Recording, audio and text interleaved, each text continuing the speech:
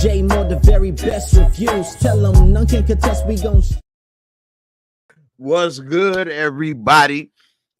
Got a little choked up. I'm happy. Welcome to the show at the new undisclosed location. So I've been working on trying to get a new little spot together. For those that don't know, I've been so busy, behind the scenes. I moved. I live at a new spot now. And so normally I used to be able, when I realized I was younger, I had to think about it now. I used to be able to hang. I used to be able to do a lot of stuff and push through and stay up and do stuff. And now I realize I can't do it all like I used to. It's starting to get to me last night. So my days are longer than normal. Normally I usually get a little nap, a little nappy poo.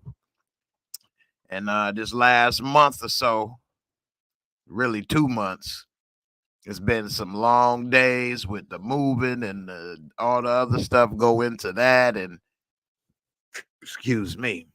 And then at the new place, getting things adjusted, ready, having to deal with things.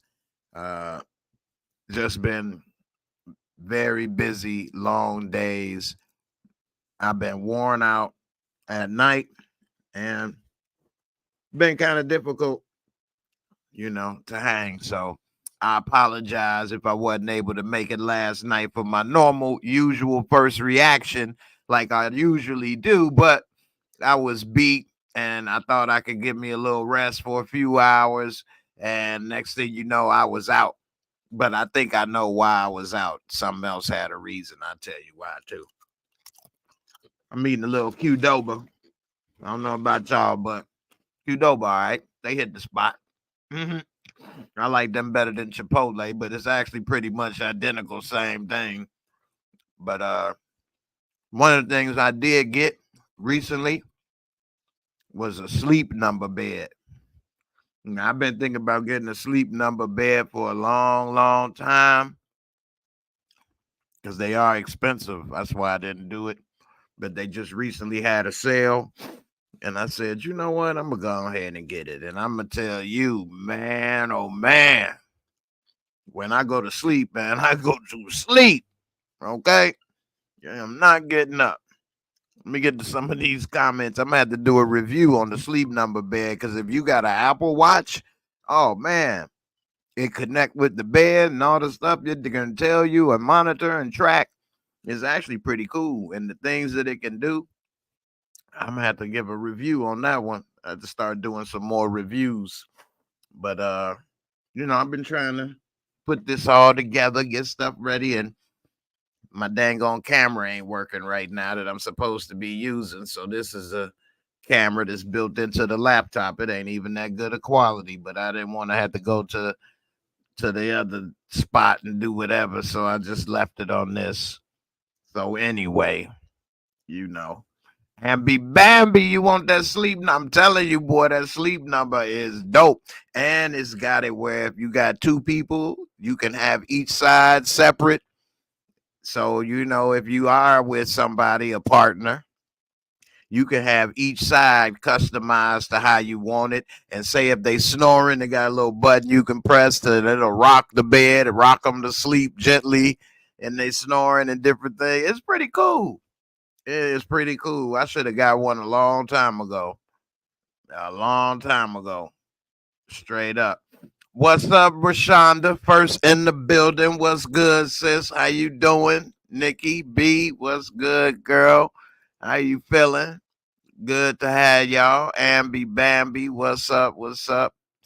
Bape God 757, what's good with you? I'm gonna say something else about the sleep number bed.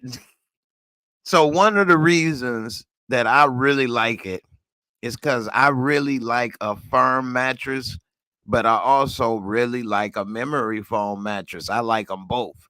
So with me and my injury, I need some firmness to move around, a little bit of support and things, but also because of my back and my injury, I love a memory foam, but having a memory foam is too hard because it's too soft permanently to be that soft. So with the sleep number, I can make it as soft as a memory foam, like really just as soft. I mean, it really works. And then I can make it firm like a regular mattress and a pillow top. I mean, it really does work. So I had to give a review on that, man. It's really good. What's up, Stephen Harris? What's good with you, fam? And yes, moving is very, very exhausting. I mean, I talk a little bit about that. I know I'm gonna give a little more than an hour tonight. So I gotta make up for lost time. I hate disappointing all of you that's been rocking with me for so long, as well as the new people. You know, I appreciate all the support. Let me take a little swig, liquidate these pipes for a second. See, I had to shave down some of that winter beard.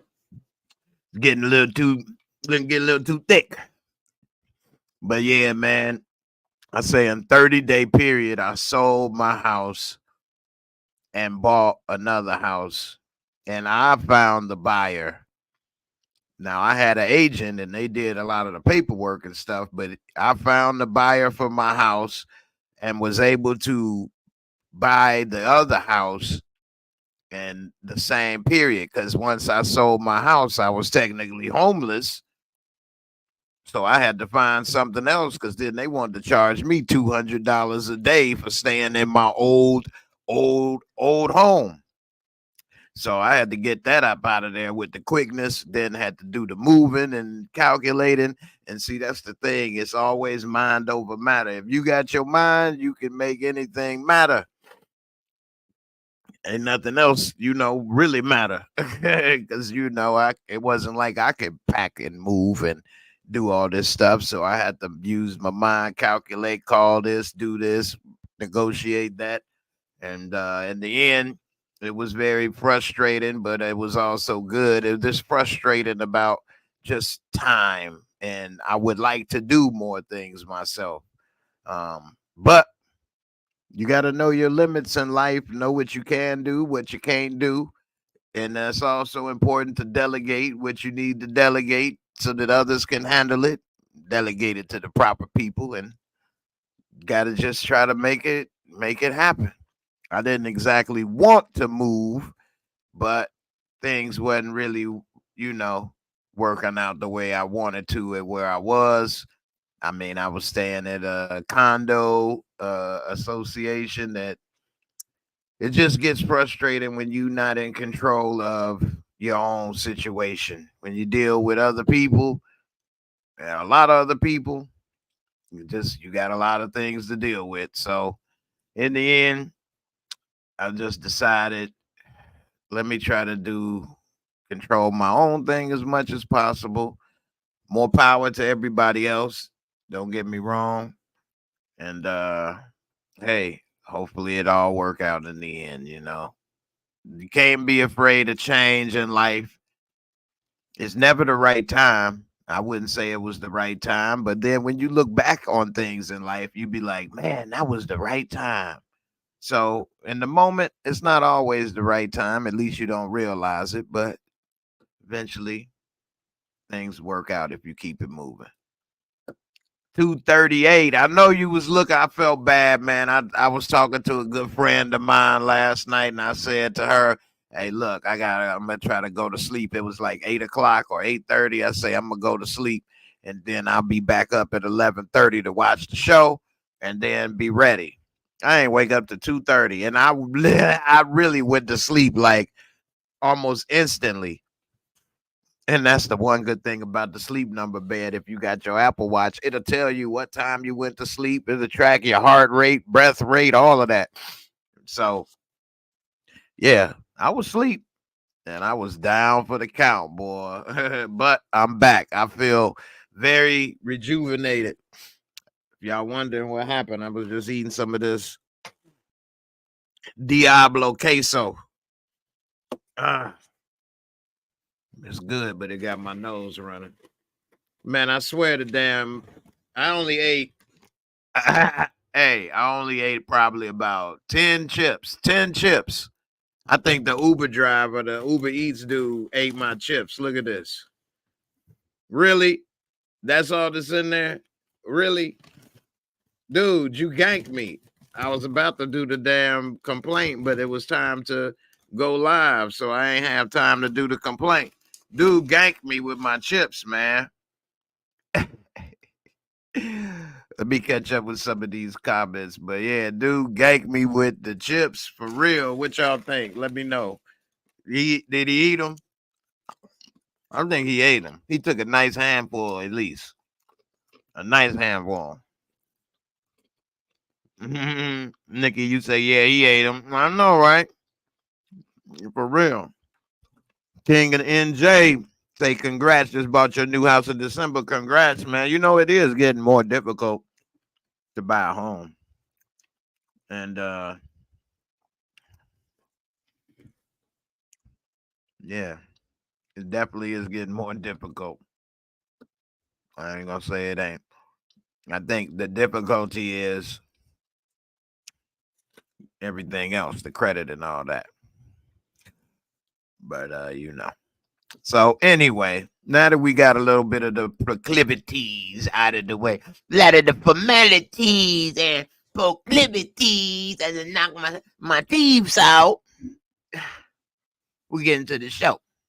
And yes, I did like the episode, and I did like the action with the guns and the shootout, although I thought it was probably, I keep looking at the wrong camera.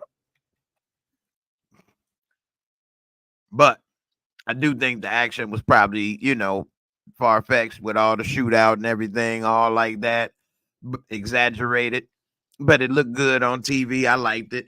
It was sad when the little shorty got killed, and then it was sad when, you know, the Lip's dad, the Lip's son, took himself out. You know, that was real sad. I'm gonna have to get into that. That was heartbreaking moment right there. Bryant. Damn, Bryant. And so you know, that was messed up. The Henry scene, come on. Why don't you fight me? I'm Miles Davis. Why don't you play my tune? Oh, you hurt? I cut myself too. Now we both injured. Come on. Sucker, what you got? Really? Well, who wrote for this character? I mean,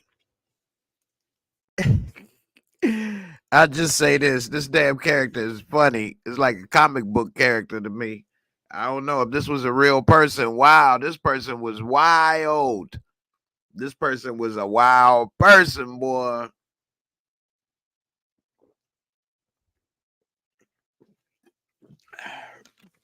Was Miles Davis real? I don't know. I don't know about Henry. Maybe it's exaggerated some, but I ain't gonna fight no girl. Really? uh, yeah, that was cornballish. Yeah, that hey, Christy Cooper. That's my nickname, Miles Davis. I definitely got some nicknames for a few of them. But other than that, it was a good episode. I enjoyed it. It had a few comical things, couple things that was, you know, real and tucked in there. Brian old punker got Chin's partner capped just when they were starting to bond.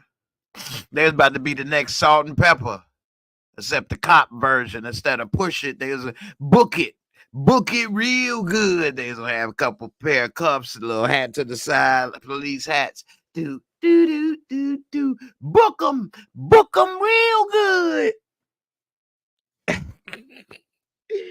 Anyway, it's the end of that one.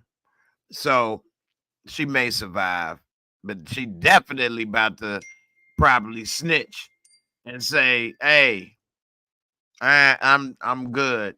I ain't working with her." And Bryant, he dirty, and so is she. Who knows? We'll see. Man ended up silencing her for good. So, what up, Nikki? You said I wanted to know if she was real too, because she corny. She is corny. And we talking about Miles Davis, aka Henry. And the reason why is it just seems over the top, and it does seem ahead of its time. And not that the two can't be real, but it just doesn't seem to fit into me. But hey, what do I know, right? But if it was a woman, what they would have called back then a stud running things, I wonder if that person would have been as over the top as Henry. Um, I think that person would have probably may have been a little more low key. I don't know about fighting a dude, cutting yourself, and doing all of that. And the way with the shooting and stuff, I don't know. But anyway, it's a good show, good TV, entertaining. So we break it down. Let me get to a couple comments right quick overall before I break it down in order. I keep looking at the wrong camera. Let me close this. All right. So, Cortland, what's up, Cortland? How you feeling? You say Stack shouldn't have worked with Glock. You ain't lying. You did good, but you don't do good enough. Blah, blah. Hold on, where my prop? See, now I'm in my new spot. Y'all like my Biggie poster back there? Oh, Biggie. Oh, you did good, but you don't do good enough.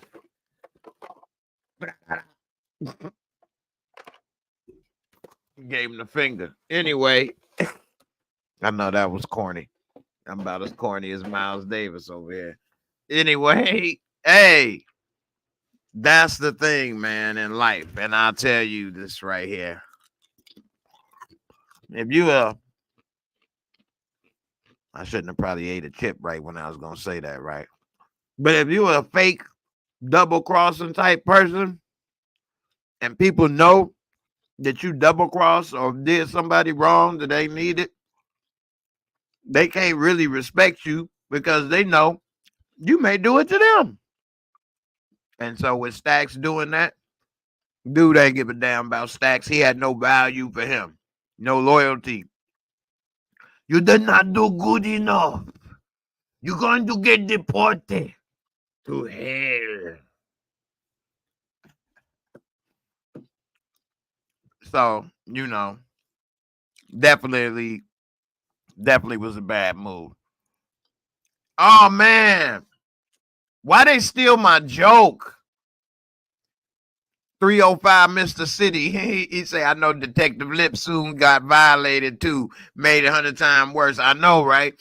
How many of y'all peeped that they stole my joke when they called him the Milk Dud? I know. You can't. I ain't Cat Williams. They stole my joke, man. I'm telling you. I was the one that came up with Detective Milk Dud, man. Next thing I know, the writers on Power, they was a plant. It was a plant on my YouTube channel, man. Okay, and they went and took my joke, man, and they went on ahead pimping, and they said that he's Detective Milk Dud. They stole my joke, pimping. Go back to the first video, the very first video about BMF, and you will see I was the one calling him a milk dud. You can go. I got receipts, Shannon. Okay?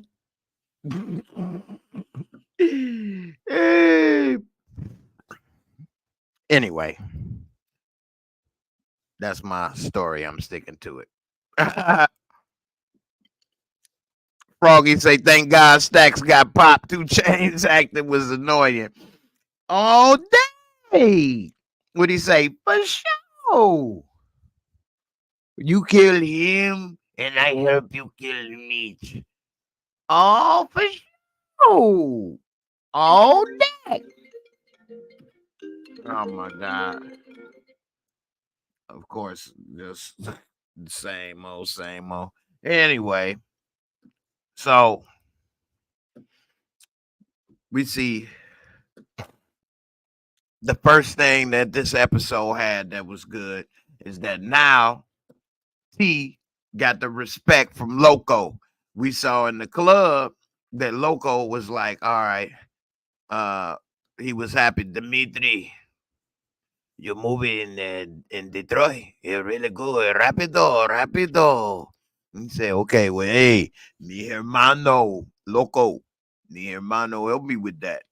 So that right there helped him finally get some respect from Loco and not have to have Meech always kind of co-sign for him and talk as a go-between, which helped because now he could probably go ahead and get his work and product from Loco directly.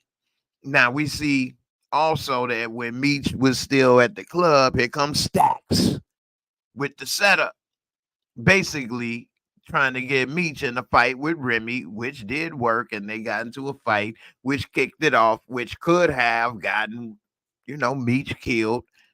It eventually did get one of his boys killed. But that was his instigation right there, trying to get Meech taken out, get in trouble some kind of way. And, I don't know, man. Dude was shady. And Meech, it turned out, did have eyes on him.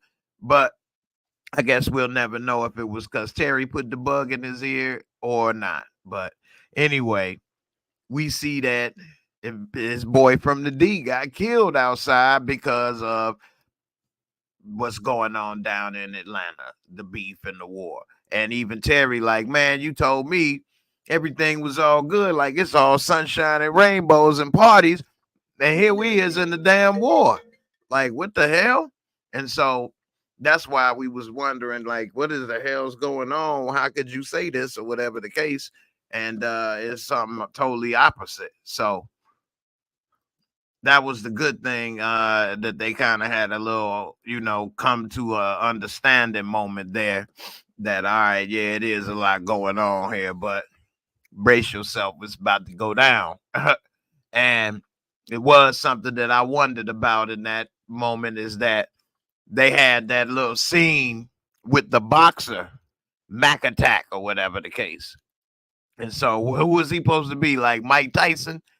What y'all think? Y'all let me know in the chat what y'all think. Was that supposed to be Tyson? Might have been. I mean, how many heavyweight champs could it have been with Rolls Royces flossing in the 90s? I don't know.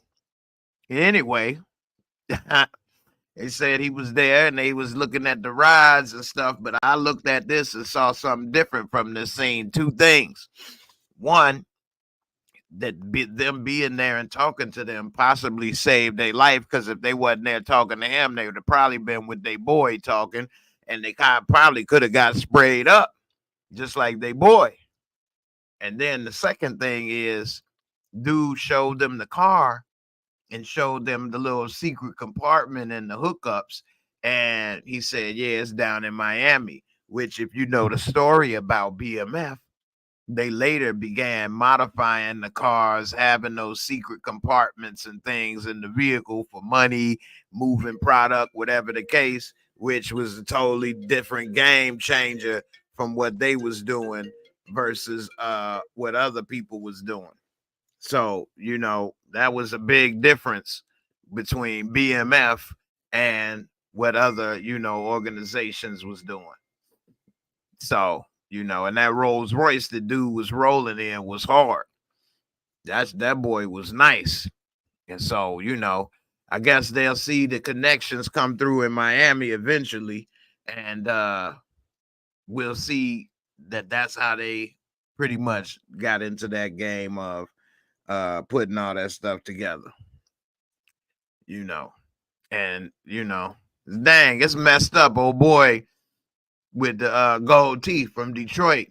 I know that's a lot of them, but it's messed up. He got killed damn near on his first day down in Atlanta, the party.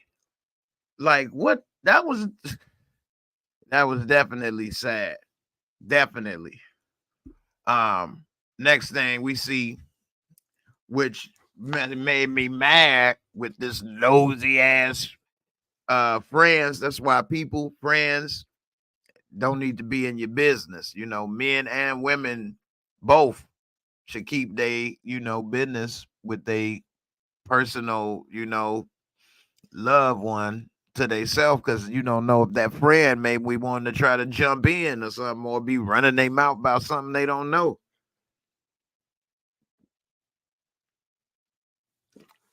What I'm talking about is we see big old Chuck Charles meeting up with Sister Riley, trying to put together a little song. He trying to sing. He tired of singing the blues. He trying to sing a good tune. He trying to sing that good music for Lucille. And he asking her to put together a little something with the band so that he can holler at Lucille, make something happen. And while she was saying this and that, he thanking her. And I mean, damn, it's sad that the town is that small where you can only go but a few places. And everywhere you go, everybody in your business, but Lucille done put her business out there about old Dr. Feelgood and Chuck and all this. So, hey, girlfriend thinks she doing the right thing. I guess her heart was in the right place. Nevertheless, he thanking her with his hand or whatever. And next thing you know, she over here looking and wanting to sit here and run and tell Lucille that he ain't doing what he's supposed to, which is crazy. You know what I'm saying? Unfortunate that it played out that way, but Chuck, he knew what to do. Chuck knew what to do, baby. He knew how to play that tune for Lucille the right way. He's like, hey, baby, hold on, just listen. You know what I'm saying? Hey, one of the things that we did see also, man, what y'all think about Brian though? I give it to him now. Them dudes was soft, but when Brian got out of jail, oh, he was a G, a straight G. They got in the little road master. They like, yeah. Now they suck. Henry think you know you owe her. Oh yeah, you might have a smoke. He done did his little seatbelt. You ready to burn them and say they coming, they gonna turn the music on late. They should have had the music on when they pulled up and he got in the car.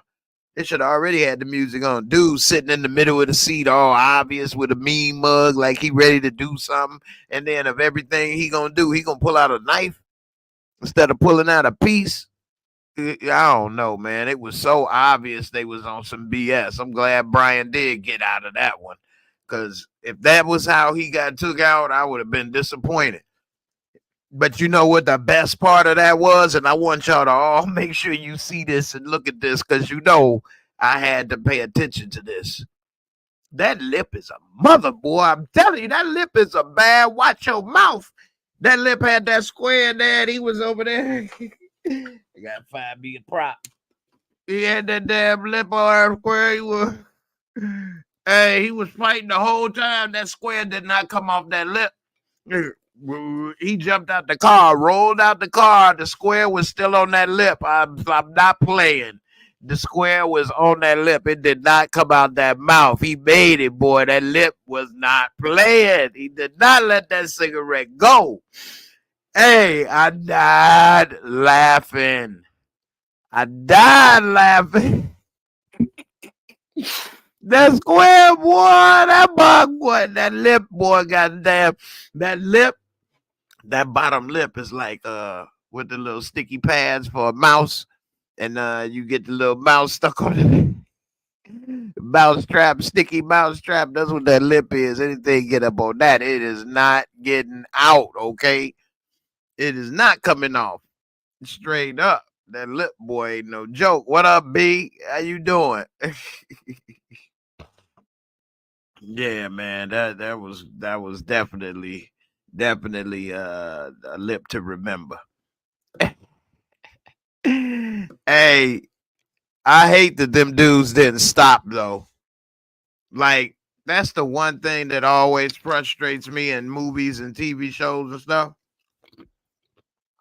Just like you always see the proverbial movie, commercial, whatever, with a person running off the road. Why don't you hit the brakes? They never hit the brakes. Stop. Dude, soon as Brian started tussling and doing all that, I'd have jammed the brakes and pulled over on his ass.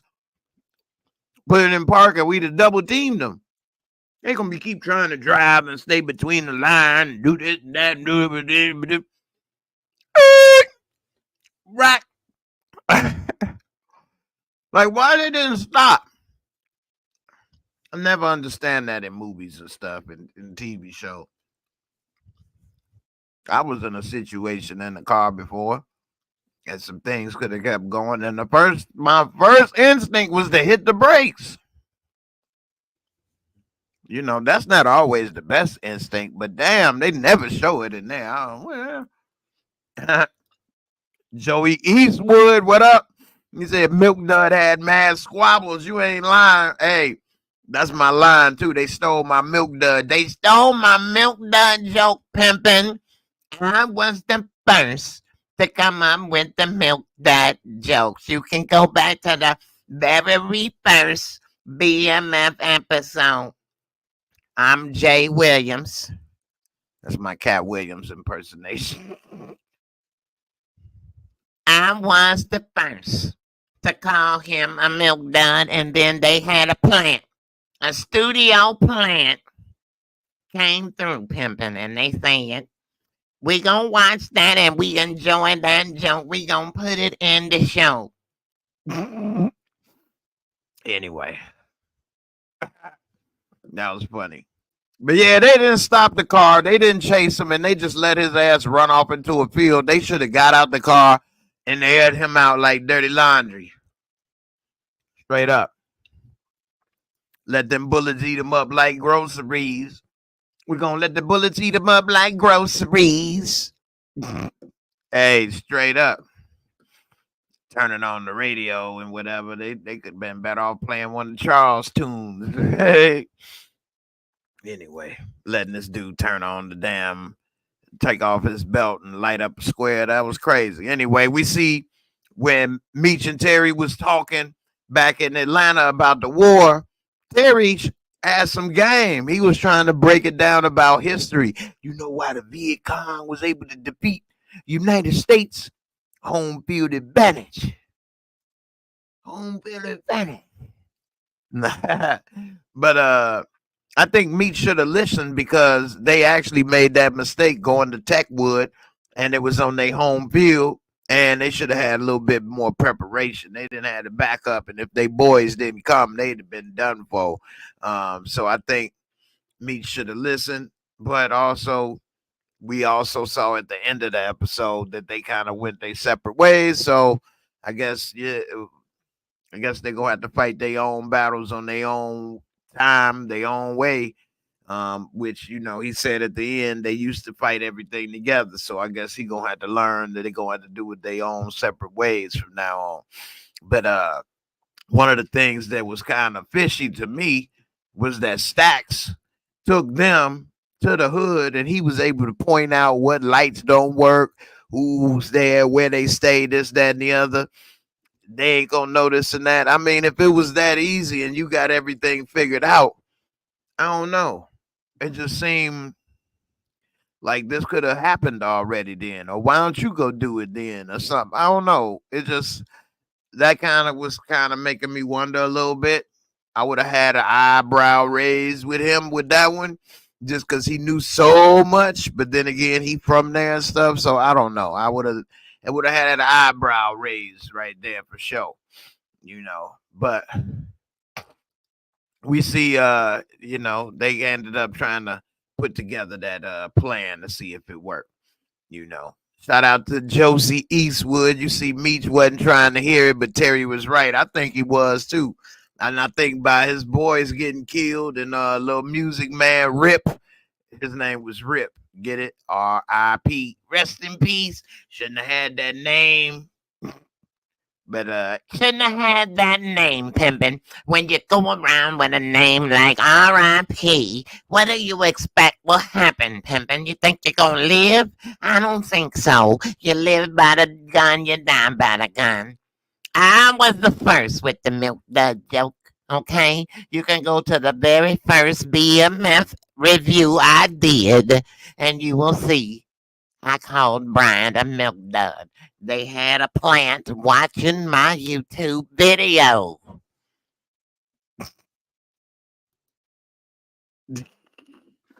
Anyway, that's my little half of a Cat Williams impersonation. I'm working on it, okay, Pimpin'? I'm working on it. Now we saw Chin's partner finally feeling comfortable opening up, talking about daddy. She didn't want to be used in this political campaign.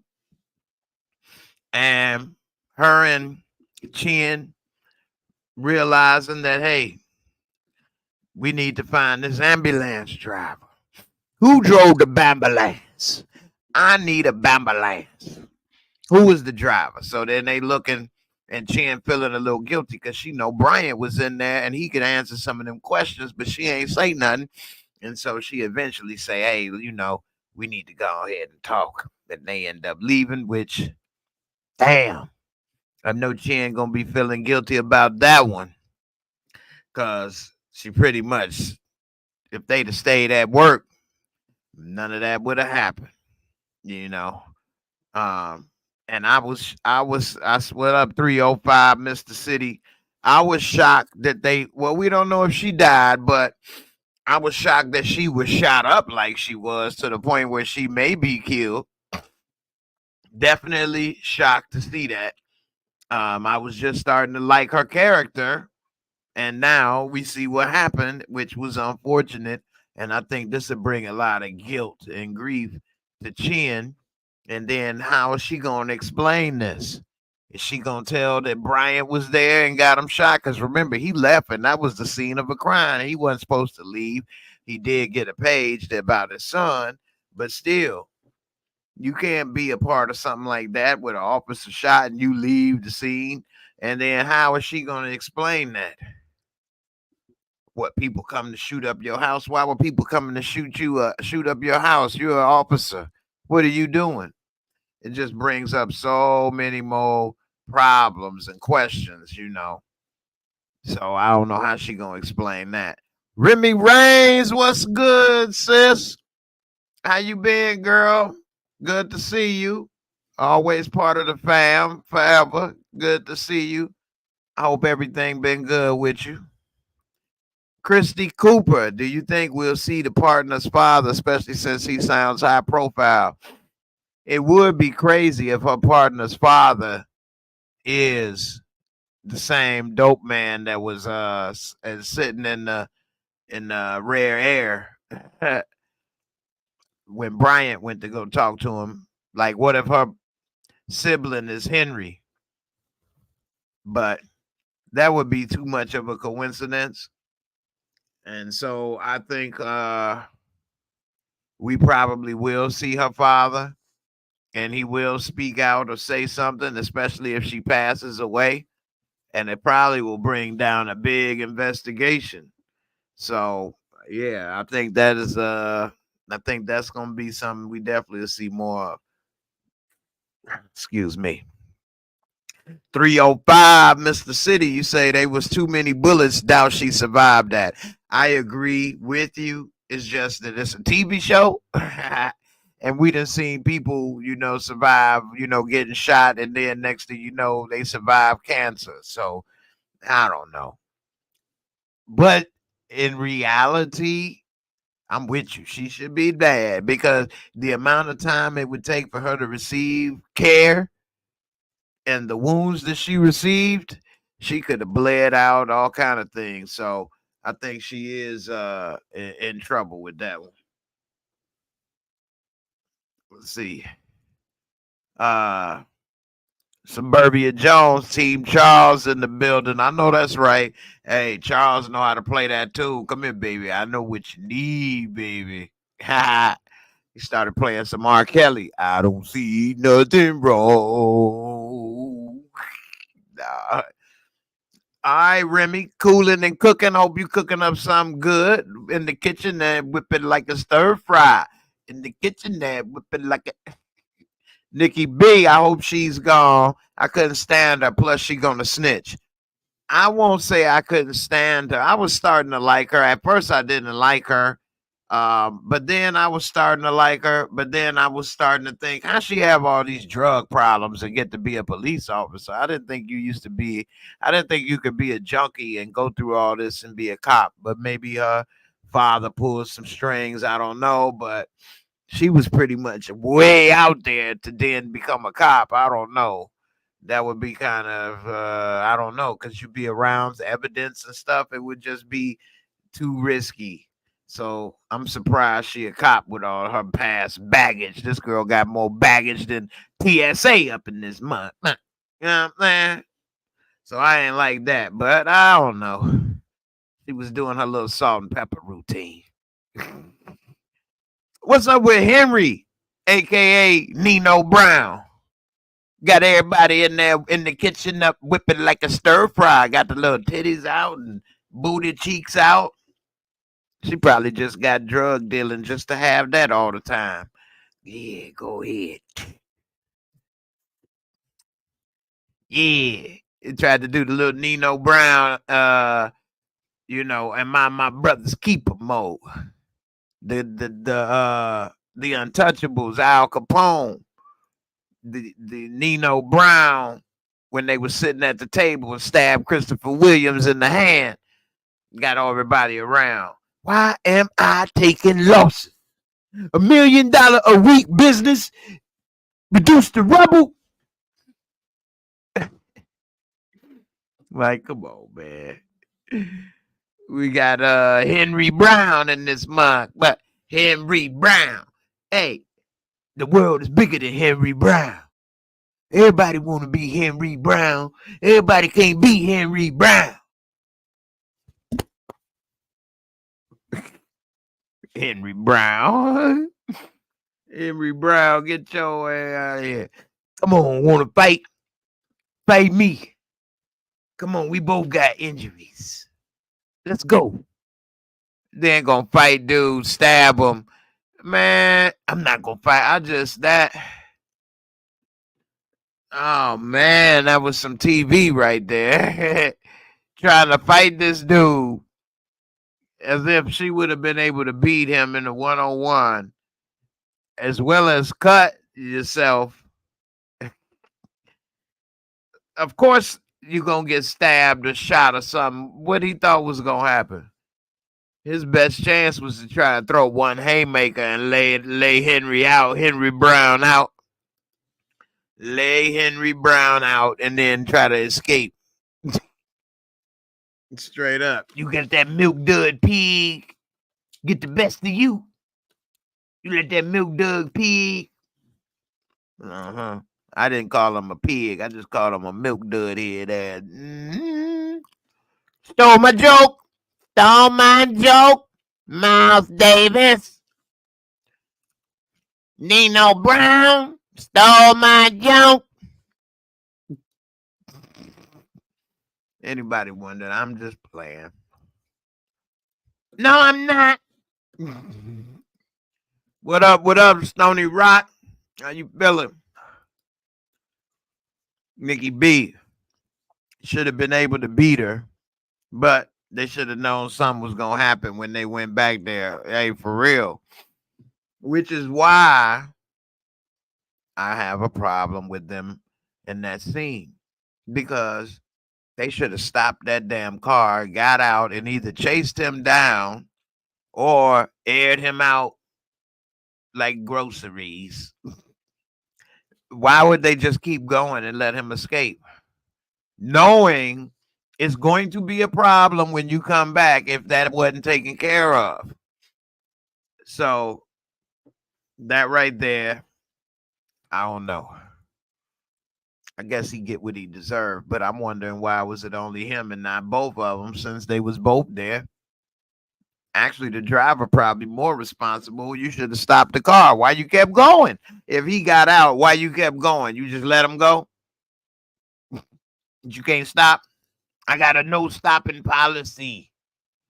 When I do something, if it goes wrong, I do not stop. Okay, I keep going, and whatever happens, happens. Hey, at least I kept it moving. Idiot. Vonnie Love, what up? What up? How you feeling? All right, let's see.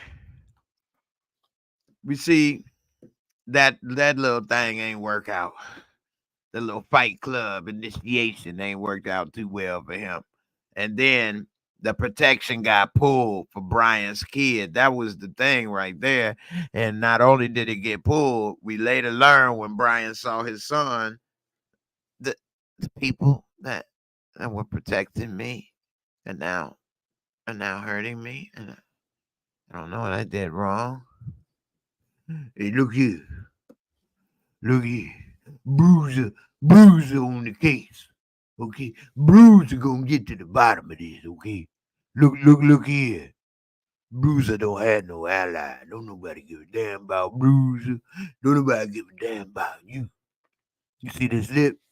It's two colors because the Bruiser got bruised. Biting bricks. Hey. Oh no. Oh, what a comment. Yvonne Cox. Say that's messed up. Kev got P. Diddy'd. Oh no. Bop bop. He got Diddy'd. No, he didn't. Yeah, he did. That right there, though. Oh man. If you a parent and you have a kid and you can't do, you talk about a hard feel, that's almost, I don't know what that right there made me feel so bad and helpless. Like, and I mean, you don't have to have a kid to be empathetic, but if you have a kid, I know you feeling that you would want to break through that damn glass, break through the whatever it would take to get your kid out of there, and to know it's nothing you can do. You just gotta just sit there, and then he never would have been the same. Even if he would have got him out that moment, the damage was done. You know, it's just, oh man, I felt so bad for Bruiser, but really Kevin, which, you know, that's the thing in parenting.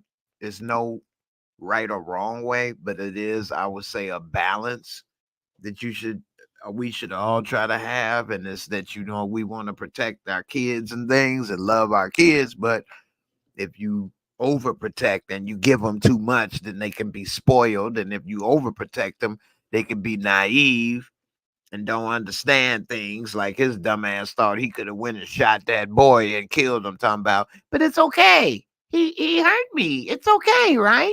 You'll help me, Dad, right? Like, boy, you know what you just did? So he was just a little too naive, but you don't want them to struggle and suffer and go through a lot of pain. But you got to have some type of balance, which, you know, as a parent, that really made me sad. I really felt bad for both of them in that situation. And then I'm wondering what the mom is going to say now that we saw he took the final option, which it would have been hard for him to move on knowing what they did to him when they violated him. So that was just messed up.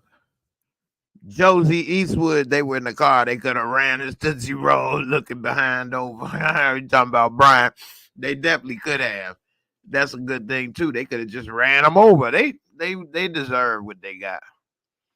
Yeah.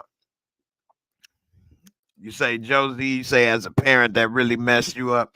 Yeah, that was real sad about what happened with Kev and for him to take the way out the way he did. Damn, man. And now I see why. I'm not going to say he's justified, but I see why. What was that? Season 2, episode 1? That he was on the case for 20 or 30 years looking for Terry and he was there to arrest him holding such a vendetta because he blames them for his situation.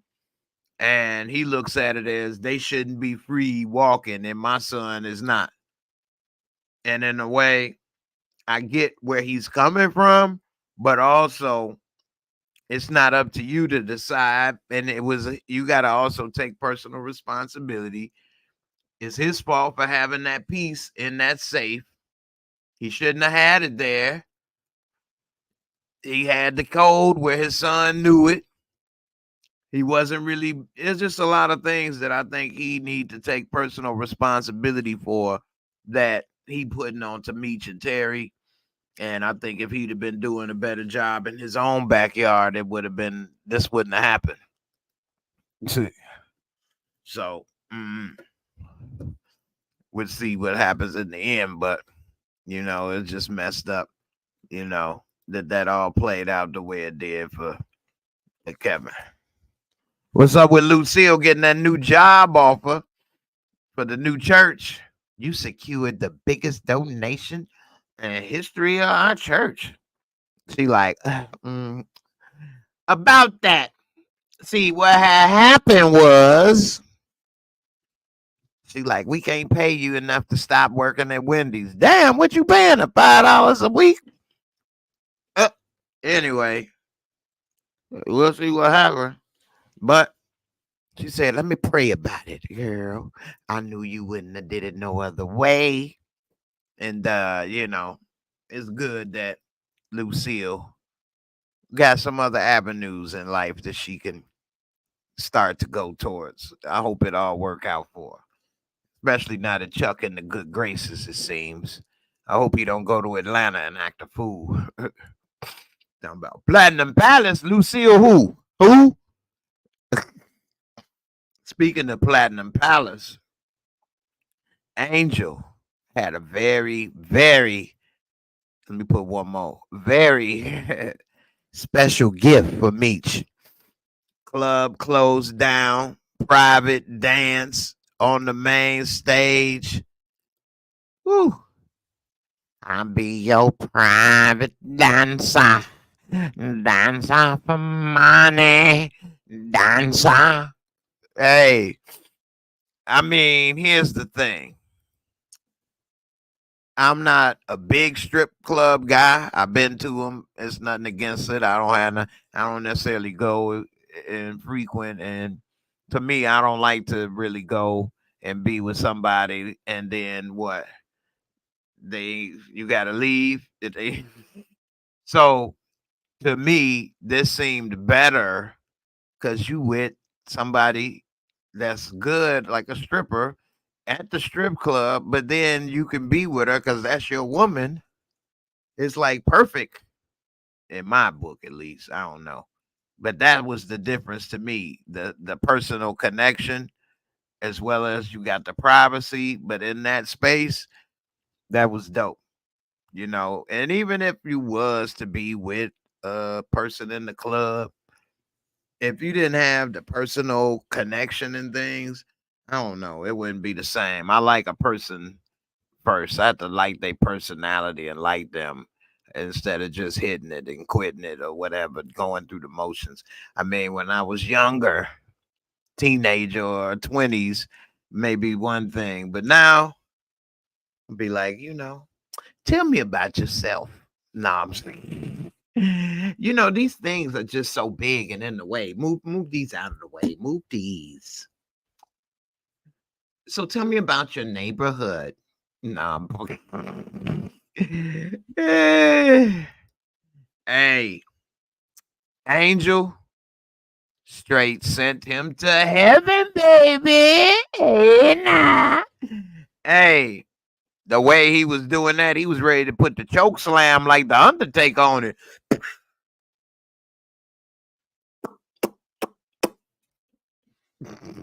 I don't know. Say no sex in the champagne room. What up, Froggy? He was getting froggy with it. But it seemed that Meech is starting to really have his little family and loyalty down in Atlanta. and it's building up. And we see that even though Lucille, best friend, Estelle, tried to ruin everything. Well, she didn't try to. She thought she was helping. She almost ruined everything, rather, I should say, with Charles and saying this and that. Turned out he like, hold on, baby, hold on. Listen, just listen. I don't know where the time went, baby, but I'm here for you. I got nothing but love for you, baby. Hey, next thing you know, she was rubbing on his chest with the two hands. Ladies, you know what I'm talking about when you start doing that. They liking something you doing. She like,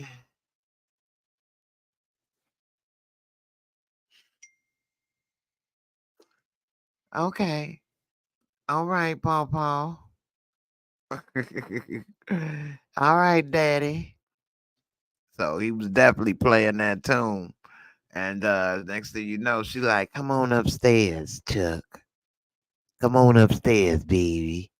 And here you ain't gotta tell me twice. Let me put down this guitar. Let me pull out my flute. Hey, but he did have a good line. She like, you living in the past. He like, why can't the past and the future look the same and have you in both? She was like, he still love me. Meanwhile, we saw Beach back in Atlanta.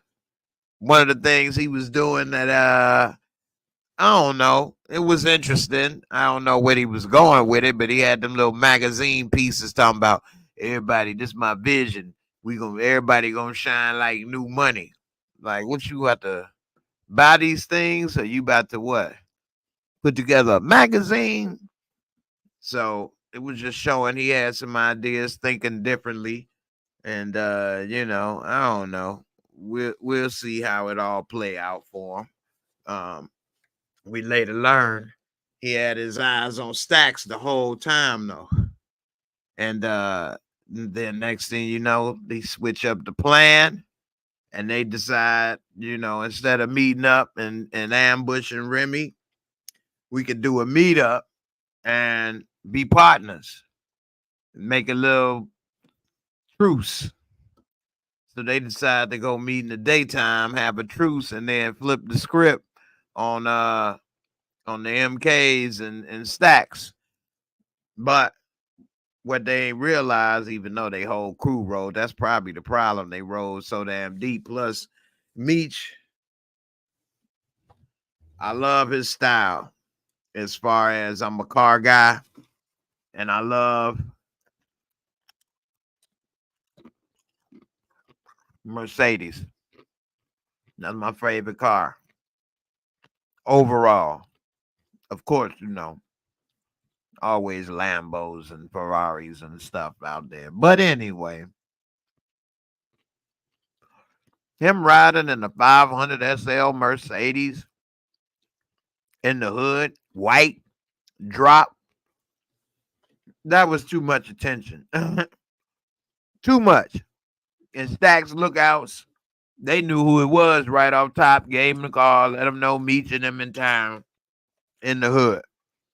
I mean, that car was just way too flamboyant and noticeable. But anyway, they all go there. The meetup don't go right, of course. They start arguing. Next thing you know, who is it? Rip. He damn near one of the first ones killed when the shooting go down. And that's the thing he talking about, man. Something happened to me. Get my music out there. Yo ass should have stayed at home for real, like Meech told you. He trying to run. He got aired out, boy. I was sad. Meech drag him over there. He talking about your music. Everybody gonna know your name through your music. And what's sad is don't nobody know his name through that music. That damn song ain't go nowhere. So damn, man. That's sad. That was sad. He died for nothing over there trying to what? Gang warfare, drug warfare. Damn. Anyway, they all got the war going on, and the SKs, or the MKs, had SKs and AKs. They came with military grade hardware. That's what me, man. The MKs got military grade hardware. I'm trying to have a truce. Man, your dumb ass ain't trying to listen. So, you know, them boys came through with the choppers chopping, pistols popping. You don't know me. They wasn't playing. He talking about some cut off the heads. Cut off heads. What's up with little Shorty getting shot in the doorway? Talking about Remy, let's get him. I got your back.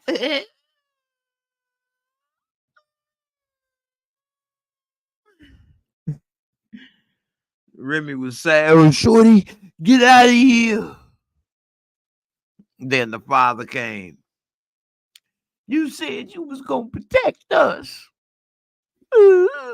He should have came and grabbed that gun and took Remy out his damn self. The hell? But then again, that go to personal responsibility. I mean, he's sitting there. He could have kept his son indoors. I don't know. I don't want to put it too much on him. Remy and them did bring the heat their way, but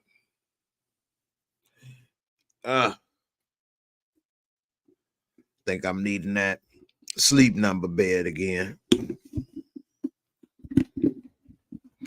I got the new setup now. It's a little easier for me with this setup, some of this stuff. I'm almost done. I tried to have the TV back there set up. What I might have to end up doing is being able to have some BMF and other stuff playing and clips on that TV back there, like a monitor. So, got a few things working. My dang on neck is getting stiff. Josie Eastwood. You said them dudes came out of nowhere like roaches. You ain't lying. Hey, the HKs, MKs, why they came through in a pickup truck, like sitting in the back of the pickup truck, like 3 on each side, 6 deep. Like this was Grand Theft Auto. What was it? San Andreas, Vice City. They came through like Vice City, rolling in the back of the pickup truck, 6 deep. Let's cut off their heads, circumcise them.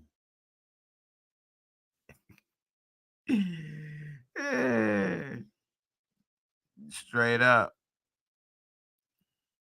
Yvonne Cox, Henrietta is done. I definitely think Henrietta is done. Doing too much. Putting too much unneeded. I don't think Henrietta should have tried to kill Brian, to be honest with you. I think that was unnecessary. I don't understand why Henry want to take out Bryant for what? Blaming Bryant because the shipment didn't go right. It's not his fault, although he was supposed to be there to make sure it went right. I wouldn't take him out for that one mistake. I don't know. We'll see. Yvonne Cox, you said they came in like ISIS. Hey, I've been working on a couple of ISIS jokes and stuff too for my routine. Oh, that's right. His cousin is the one that got shot. Well, he did finish him off, but you know, he could say that they got jacked by what's mad about the jacking and stuff. I don't know. Henry need to chill. Doing too much and trying to take him out. That would be too much heat anyway. Anyway, I like this episode overall. I thought it was good. I guess I'm going ahead and get to my rating for this episode. For those that's new and watching, I do a rating called the Moorescore, where I try to be giving a rating without any, I don't know, I can't even think of the words right now. I'm tired. My neck is getting to me. But here we go.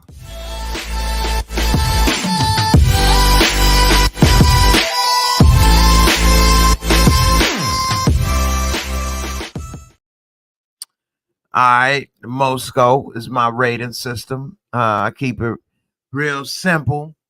4 categories, 25 points each, give you a total of 100. And if you want it with a score of 1 to 10, you can always take off and round off down to 0. So we got the visual cinematography, as always, this episode and this show. It looks like it's from the 90s, and they do it on purpose. It had a couple good scenes in it. I like how they were showing Bryant getting ready to jump out the car and different things, and it was real touching scene with Bryant and seeing his son and different things. And so I would give this on a scale of 25, I would give it a 22. I normally will give it a 20. So I'm going to give it a 22. It had a couple good moments and touching scenes that I enjoyed. The Henry stuff, I don't know about that, but I thought also Henry had a long time to shoot at the damn at the cop's house. It seemed like he was shooting forever, but anyway, I guess that's how it feels all the time. If you're getting shot at, it probably feel like it's forever. Storyline and plot, I would give it a 22. Again, because of what happened with Brian's son, I'll give it the extra. The Henry fight scene, fight club, subtracts a little. Other than that, solid episode. I like Meech growing. Special effect makeup. It seemed like everybody that got shot in that little war had a white shirt or a long white sleeves on. So I guess that might have made it easier for the special effects to show them get shot. If you go back and look, you'll see damn near everybody had on a white shirt. Overall, I'd say with all the shooting and stuff they had going on, it was more than the average. I give it a 22 out of 25. And lastly, entertaining and fun factor. I think that I think this was a very entertaining and good episode. I've watched it a couple times now, unfortunately. But I would say that, and I say unfortunately because I like to do my first reaction after only watching it once, but after watching it a few times, it was a good episode. I'm going to give it a 23, which would bring it to an 89 overall. An 89 overall. Hey, I hate odd numbers, so I'd round it up to a 90. Come out to an 89 on the Moorescore. I'll give it a 90 or a 9 out of 10. I always give a 0.5 margin of discretion. So if you felt it was a 9.5 or an 8.5, I got you. I can see the case can be made for that. Hey, everybody with a white tee got popped. It could be they was an easy target sitting there with a white tee and the gun, bop. But I swear, maybe everybody with a white tee got popped, but it was a few others. But if you wore that white tee, you shouldn't have been shooting that day. Anyway, y'all let me know what you think. My damn neck is killing me. Sit back. What y'all think of my new space? Ain't nobody say nothing about my Biggie poster. My big head in the way. Let me move out the way.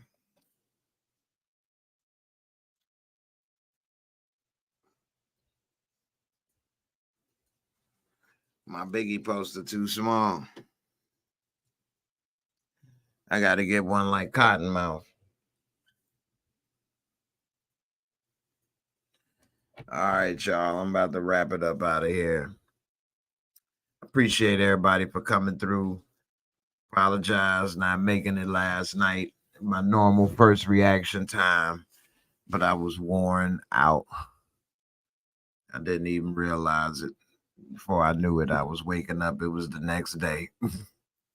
But I appreciate all the love and support, everybody coming through. Y'all have a good night as well. Thank you, Nikki, B, everybody, for all the support. Appreciate all the love. Definitely try to come back and get some stuff popping for you. I've been so busy behind the scenes. I just got to get my schedule back, and I will be back. I got a lot of good ideas I'm trying to put together too. So stay tuned. I'll see you on the next one. Everybody have a good night. Deuces. I'm out of here.